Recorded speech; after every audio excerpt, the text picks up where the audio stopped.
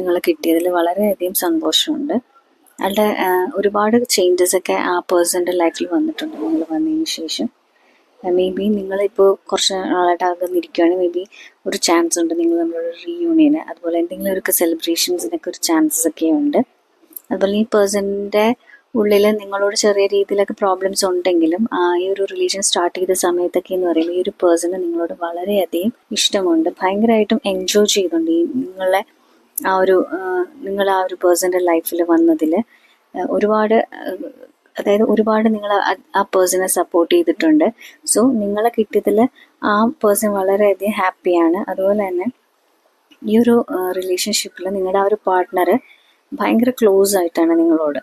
പക്ഷെ ചിലപ്പോൾ ആ വ്യക്തി കാണിക്കുന്നില്ലെങ്കിലും ഇൻസൈഡ് നിങ്ങൾ ഈ റിലേഷൻ സ്റ്റാർട്ട് ചെയ്തപ്പോൾ തന്നെ നിങ്ങൾക്ക് ഫീൽ ചെയ്തിട്ടുണ്ട് എങ്ങനെയാണ് ഈ റിലേഷൻ, അയാൾക്ക് എങ്ങനെയാണ് നിങ്ങളോട് ഉണ്ടാകുന്ന ആ ഒരു ഫീലിംഗ് എന്ന്. അതുപോലെ തന്നെയാണ്